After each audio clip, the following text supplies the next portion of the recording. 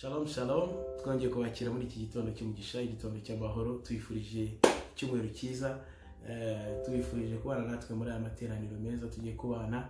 Uyu munsi dufite umutumirwa tugiye kubana muri aya materaniro, reka musabe abasuhuze, ababwira amakuru ye mu izina rya Yesu. Karibu mushoka. Amen. Murakoze cyane, Imana ibahe umugisha kuduha ikaze kuri uyu munsi, kuri itariki ya 16 yego icyumweru cyiza Imana iduhaye. Turabanza gushimira Imana yabanye natwe kuva ku wa mbere w'iki cyumweru. Mu by'ukuri twagiye tubona ibyiza byo muri cyo, isengesho twagiye dusenga, ndetse twumva ubuhamya bwiza bwa bene data mu mwanya mwiza twabayemo. Imana ishimwe rero, kandi twaranezerewe, twarafashijwe, kandi turacyakomeza gufashwa kubera ibyiza by'Imana biri muri twe n'umwuka w'Imana uri muri twe. Imana iduhaye umugisha.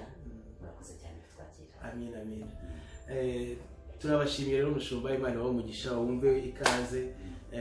Turizera ko uyu munsi tugiye kubona umugisha ku bw'amagambo meza ari muri wowe, ku bw'amavuta ari ku buzima bwawe. Turumva ko hari abantu ugiye guhesha umugisha, turumva ko ubuzima bwacu butari busigara uko bwari bumeze, kubera ko hari ibyo Imana yagushyizemo, hari impamvu Imana yaguhaye ku bw'abantu bayo, ku bw'umukumbi wayo. Rero ntatinze muri aka kanya nagira ngo nkwakire no mu ijambo, wumve wisanga, icyubahiro cy'Imana kibane nawe mu izina rya Yesu. Murakoze cyane kutwakira.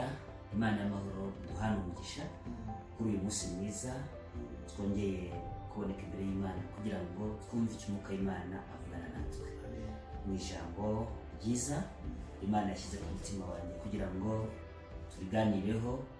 Ijambo ryerekana neza uburyo gutitiriza bivamo igisubizo cyiza ku muntu watitirije. Hanyuma rero turaza kuribona mu gitabo cya Matayo igice cya 15 ku murongo wa 22 niho tuza kubona ijambo ry'Imana. Reka turisome twumve icyo umwuka w'Imana avugana natwe. Karibu dusome ijambo ry'Imana. Matayo 15 ku murongo wa 22 haratubwira ngo umunyakanani kazi aturuka muri icyo gihugu arataka cyane ati, mwami mwene Dawidi mbabarira, umukobwa wanjye atewe na dayimoni cyane. Ntiyagira icyo amusubiza. Nuko abigishwa be baramwegera baramwinginga bati, musezerere kuko adutakira inyuma. Arabasubiza ati, sinatumiwe abandi keretse intama zazimiye zo mu muryango wa Isiraheli. Nawe araza aramupfukamira aramubwira ati, mwami ntabara. Aramusubiza ati, si byiza kwenda ibyo kurya by'abana ngo bijugunyire imbwa. Nawe ati, ni koko mwami, ariko imbwa nazo zirya ubuvungukira bugwa buvuye ku meza ya ba nyirazo. Maze Yesu aramusubiza ati, mugore, kwizera kwawe ni kwinshi, bikubere uko ushaka. Umukobwa we aherako arakira. Amen. Turashimira Imana kubw'ijambo ryiza umwuka w'Imana aduhaye kugira ngo twumve icyo umwuka w'Imana avugana natwe mu ijambo ry'Imana. Imana ishimwe cyane. Tumaze kubona iri jambo tumaze gusoma ryerekana uyu munyakananikazi yagize ikibazo gikomeye, ariko ku bwanjye ntekereza ko Yesu yari agifite uruhare Yesu yari afite muri iki kibazo cy'uyu mwana w'umunyakananikazi, kwari kugira ngo apime kwihangana k'uyu munyakananikazi, kuko Yesu yari yamaze kubona ibyo ari buze gukora byose, ariko umunyakananikazi ari buze kwihanganira. Bituma rero uyu munyakananikazi agira umwete wo gushishikarira gukurikira Yesu ataka. None mushumba no guciye mu ijambo, niki cyatumye Yesu arusha uriya munyakananikazi intambwe? Niki cyatumaga buri kanya amurusha intambwe? Niki cyatumaga uriya mugore amwirukanka? Kuki Yesu yamwihoreye? Icyatumye Yesu yihorera uriya mugore ntahita asubiza ikibazo cye. Yesu yashaka kureba umwete w'uriya mugore n'umubabaro afite, kugira ngo umubabaro w'uriya mugore uze kuzamura kubona ko ashaka ko Yesu ari umubera igisubizo cy'umubabaro. Yesu ntabwo ashobora kugusubiza atabanje kukurushya, niko nabyita. Umuntu uri ahangaha wasenze ejo bundi utaratabarwa akeneye iki mbega muri make? Urakoze cyane. Birashoboka Yesu ashobora kugusubiza utari wagira umuruho nk'uriya. Ashobora no kugusubiza wagize umuruho nk'uriya kubera impamvu zibiri. Impamvu ya mbere, abasha kugusubiza byihuse kubera uko umutima wawe umeze. Amen. Nuko uri buze kuza kugaragaza ko wamenye neza wagusubize, kugira ngo uzamure ishimwe ry'icyubahiro wabonye muri icyo gisubizo. Ashobora no gutinda kugusubiza kugira ngo ugire umwete, yego, ubanze umumenye. Ubanze umenye Yesu neza n'icyatumye ari buze gukora ibyo kubera umwete wawe. Amen. Kugira ngo mugirane ubusabane. Yes, mugirane ubusabane. Ni ukuvuga ngo mbere yuko Yesu agusubiza icyo ashaka mu mutima wawe, yego, no ubusabane. Yego. Mbere yuko Yesu agusubiza, icya mbere Yesu ashaka muri wowe, arashaka kubanza kubugira uruhare rwo kumwegera. Urabona ko turi hano ubu tuganira, ibyiza bikurimo kubera umwanya wampaye none naguhaye biraza kuryoha. Icyo nicyo Yesu abashaka ku bantu be, mwegere. Si uko ibyo utamubwiye atabyumvise, yabyumvise, ariko arashaka mwegere, mubanze kugira ngo ubusabane. None se bari abantu bafite uruhe ruhare mu kubuza uriya mudamu gukomeza gusakuza? Kuki bagira ngo ati ceceka wivuga n'ukubera? Urakoze cyane. Bari abigishwa ba Yesu, icyatumaga bacecekesha uriya mugore we usakuza, nuko bari bazi ko Yesu yumvise. Yego? Ariko bategereje ko Yesu araza gutanga igisubizo kuri uriya mugore, babona Yesu ntabwo abyitayeho. Mu kutabyitaho rero, niho noneho begereye Yesu, baramubwira ngo musezerere amahoro atahe. Yego, Yesu nawe arabihorera, arangirira abwira ngo sinazaniwe ikindi. Ntabwo nazaniwe uyu munyamahanga, sinazaniwe uyu mugore, ahubwo nazaniwe no kuza gukiza abana banjye, kuza kubakura mu muruho. Bituma abigishwa ba Yesu baceceka, ariko umugore aba yabyumvise. Amina. Nicyo gikomeye cyane muri ikintu mbona gikomeye cyane muri iri jambo, kandi cyo kwitaho cyane. Ni iki cyane bibwire umuntu uri kuri prayer room? Prayer room ni iki byayimara? Iri jambo rimara iki umuntu uri kuri prayer room? Murakoze cyane. Imana ibahe umugisha. Iri jambo icyo bibwira n'undi muntu wari wese n'abakristo turiho tuganira nabo, iri jambo riravuga gutitiriza, kutananirwa. Kubera ko abigishwa ba Yesu bamaze kubona ko Yesu acecetse, akabasubiza ngo ntabwo yazaniwe ikindi, ahubwo yazaniwe ubwoko bwa Isiraheli kuza kumukiza, uriya mugore yarabyumvise. Haleluya. Haleluya. Amaze kubyumva, yumva ko no mu gihe cyose uriya mugore yatakaga Yesu yamwumvaga. Amaze kumva ko Yesu yamwumvaga, uriya mugore ahishurirwa ko icyo Yesu yashakaga muri uriya mugore ari umwete. Icyo abantu bakeneye no kugira umwete. Hanyuma uriya mugore icyo yihutiye gukora, yihutiye kujya gupfukama ku birenge bya Yesu ngo amuzitire kugenda. Amaze kumupfukama ku birenge bya Yesu, ntabwo Yesu yongeye kongera gutambuka agenda. Ubu icyo Yesu akeneye ku bantu, ku bakristo, yego, ku banyamasengesho, ku bakozi b'Imana, ntabwo Yesu akeneye ibintu by'akamenyero. Oya, Yesu akeneye abantu bikubita ku birenge bye, bakamubuza gutambuka. Yego, hanyuma Yesu amaze kubona ko umugore apfukamye ku birenge bye, Yesu yarahagaze. Amaze guhagarara, yego, Yesu wa mugore arongera ataka ati nyabune databuja, umwana wanjye afite ikibazo. Arangirira ambwira ngo si ibyo kurya byanjye, si ibyo kujugunya imbwa. Yego. Yo, turishimye cyane, turimo turafashwa muri aka kanya. Ndagira ngo wongere uhumurize umuntu Yesu arimo arasiga muri aka kanya. Yakora iki yasenga ate, yakwitwara ate, mbega nawe ahamagariye Yesu mu buhe buryo umuntu Yesu arimo arasiga muri aka kanya, umuntu wasenze, umuntu wizeye Imana, umuntu wari uzi ko hari ikintu muri 2020 araza bageze aho ubwo azaba yitwaye, hari umugisha azaba afite, akaba abona atari kubibona Yesu yaramusize, abigenza ate muri iki gihe? Icyambere navuga nabwira umukristo wese, umukozi w'Imana, umunyamasengesho, umuntu wamaze kwakira Kristo nk'umukiza we, kutarambirwa icyo ni cyane. Icya kabiri kudacogora. Hari abantu benshi usanga bacogozwa no kuba yakoze amasengesho y'iminsi 3 akumva ko ibyo bihagije, ntabwo ari byo. Akongera kumva ko yasenze iminsi 7 akumva ko bihagije, ntabwo ari byo. Akongera kumva ko kuba afite amasezerano yahawe agomba kwicara kuri ayo masezerano, ntabwo ari byo. Ahubwo gutitiriza cyane Yesu nabyo bizamura icyubahiro cya Yesu muri wowe. Kuko kumutitiriza ni kugenda wumva ubwiza buva muri Yesu bukwegera. Amen. Haleluya. Noneho umaze gupfukama ku birenge bye, kuko watitirije ntabwo bivaho ubusa. Ugomba gupfukama ku birenge bye ukazitira Yesu gukomeza kugenda. Kuko igituma Yesu agenda, arashaka uruhare rwawe, arashaka umwete wawe, arashaka ishyaka ryawe, arashaka gutitiriza kwawe, ngo arebe ko niba agenda ukomeza kumukurikira. Iyo ukomeza kumukurikira rero akubonamo rwa rukundo nawe ufitiye, ari bashaka. Haleluya. Bityo rero iyo umaze kumugeraho ukabona aratera intambwe yihute cyane, upfukame ku birenge. Numara kubipfukamaho, ijambo ryose ari buze kukubwira riravamo igisubizo cy'ikibazo ufite. Amen. Aho rero niho Yesu yitegereje uwo mudamu, arangije Yesu aramubwira ngo ibyo kurya byanjye si byo kujugugira imbwa. Uwo mudamu amubwira ati koko databuja nibyo, ariko nanone wibuke ko izo mbwa ndimo. Haleluya. Haleluya. Nanjye ndafashije.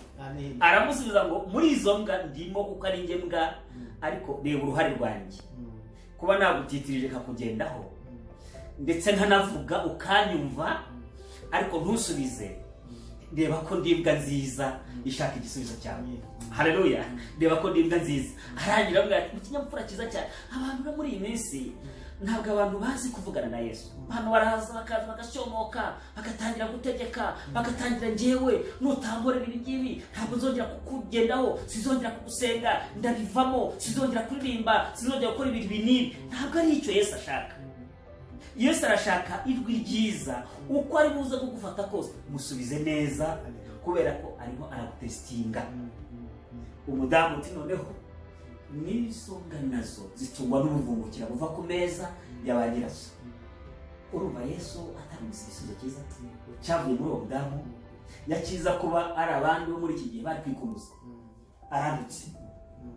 Hari abantu bari gufata Yesu ko yabatutse, nubwo wenda babifata mu buryo butandukanye. Mu gihe yaba aratinze gusubiza amasezerano abantu bamaze mu gihe, baramufata nk'aho yabaretse kandi yabatutse, kubera ko muri bo ntibafite gutitiriza ngo begere Yesu babanze bumva umuhumuro wa Yesu, kuko bagutitirije.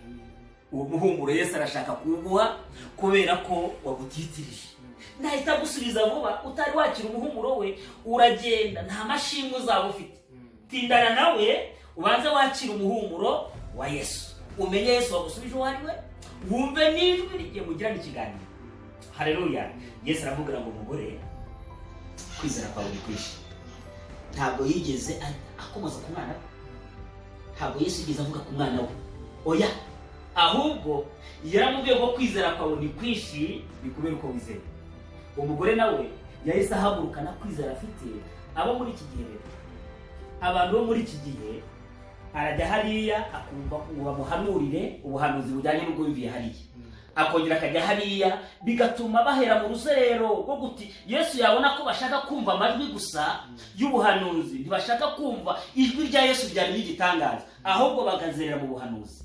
Ngaho dufite muri iyi minsi, umugore yahise ahaguruka aragenda, nta bundi buhanuzi yongeye gukenera, ntiyongeye kujya kuzenguruka ngo yumve ko baraza kumubwira nk'ibyo yumvise Yesu yavuze. Oya, ngo akigera mu rugo asanga umwana we yakize kuri ya saha Yesu yavugiye ngo umugore, kwizera kwawe ni kwishi. Haleluya. Haleluya. Amen.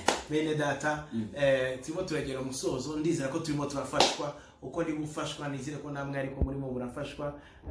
Tumaze kubona uburyo uriya mudamu yanze ko Yesu amusiga, nicyo bisobanuye. N'umushumba amaze kudusobanurira ko bisobanura guca bugufi. Ese wowe ufite imitima uciye bugufi? Ese wowe nawe ufite umutima ujya imbere y'Imana ugategereza?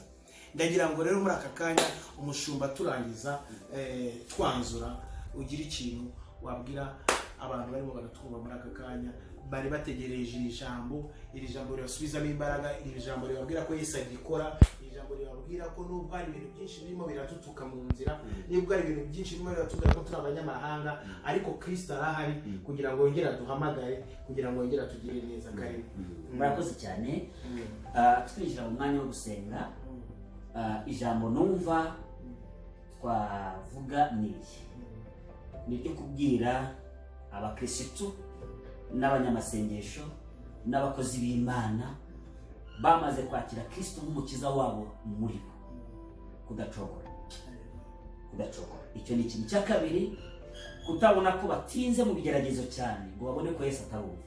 Arabumva, ahubwo icyo Yesu arashaka umwete wabo.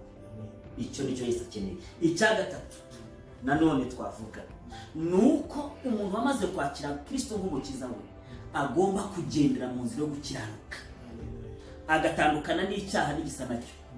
Ntabwo uzatitiriza Yesu uri umusinzi, uri umusambanyi, uri umujura, uri umwesukoro, uri umubeshyi, uri inkozi y'ibibi, ngo wumve ko umuntu akurikira Yesu cyangwa nurashaka kagukemurira ikibazo, naza kugushaka mu nzira y'agakiza ntazakubona, azasanga ugoswe n'ibyaha azakureka. Ariko niba ushaka ubutabazi bwa Yesu, banza ukiranuke, tandukane n'ibyaha, tandukane n'ingeso mbi, ubundi winjire mu gukurikira Yesu, nawe yiteguye guhagarara akubera igisubizo. Mwumva rero aricyo twasorezaho. Icya kabiri nuko abantu benshi bamaze kunanirwa, kandi mu kunanirwa bari gushyiraho Yesu urubanza. Ni ukuri Yesu nta rubanza afitanye n'umuntu.